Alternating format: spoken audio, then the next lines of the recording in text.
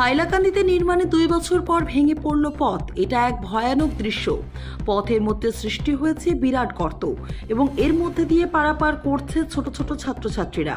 হাইলাকান্দি জেলার বিলাইপুর ও কাছাড় জেলার ধলাই সমষ্টির সংযোগী পূর্ত সড়কের দৃশ্য এমনই।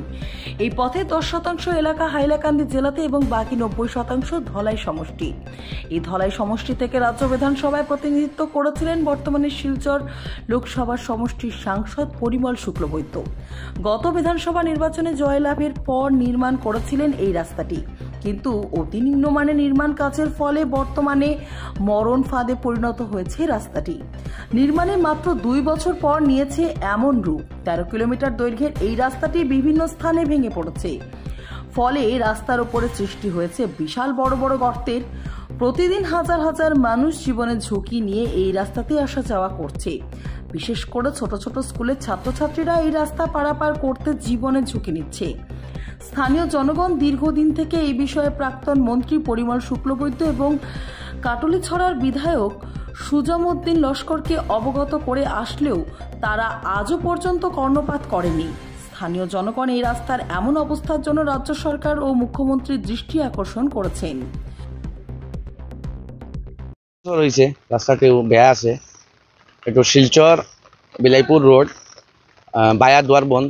এই ৰাস্তাটো কণ্ট্ৰাক্টৰে কামটো বেয়াকৈ কৰিছে। সাইড বামটো মানে কম আছে, সাইড বামৰ মাত্ৰাটো কম আছে, এইটো কাৰণে ৰাস্তাটো ভাঙি আছে।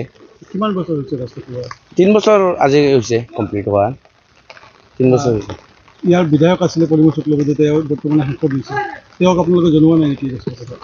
পাব্লিকে কৈছে এইটো মানে ৰাস্তাটো বেয়া হৈ আছে, তো তেখেতে লোড গাড়ী যায় এইটো কৈছে। লোড গাড়ীৰ কাৰণত এইটো ৰাস্তা বেয়া হৈছে, কিন্তু চৰকাৰৰতো আজি কাম কৰিব লাগে। এইটো চৰকাৰে গভৰ্ণমেণ্টে যদি লোড গাড়ী যায়, তো লোড গাড়ীৰ ইষ্টিমেটত ৰাস্তাটো বনাব লাগে।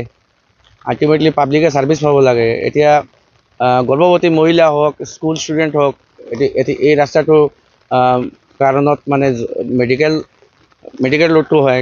এই ৰাস্তা যাব পৰা নাই, স্কুলত যাব পৰা নাই, মেডিকেলৰ যাব পৰা নাই। কিমান মানুহ অহা যোৱা কৰিছে? এইটো টোটেল পপুলেশ্যন 35,000 আছে, পুৰা বিলাইপুৰ জিপি আৰু এই প্ৰতাপপুৰ জিপি মিলি। আপুনি কি ভাবে, কাৰ গাফিলতি, ঠিকাদাৰৰ নে বিভাগীয় কৰ্তৃপক্ষ? এইটো হাই লেভেল ইনকুৱাৰী হ'লে ক'ব পাৰিব। গভৰ্ণমেণ্টে এইটো ইনকুৱাৰী কৰিব লাগে। আপোনালোকৰ দাবী কি?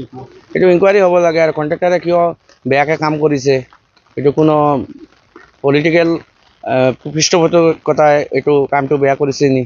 এইটো কাৰণত ৰাস্তাটো সোনকালে হ'ব লাগে আৰু ইনভেষ্টিগেশ্যন হ'ব লাগে। ইয়াৰ এটা অংশ বিধায়ক সুজামউদ্দিনৰ এৰিয়াৰ, তেওঁ এই বিষয়ে কোনো পদক্ষেপ লৈছে? এইটো টোপনি দিছে। তেওঁলোকে 3 বিধায়ক মিলি কাজিয়া কৰি আছে। এই উন্নয়নৰ দিশত তেওঁলোকৰ কোনো স্থান নাই।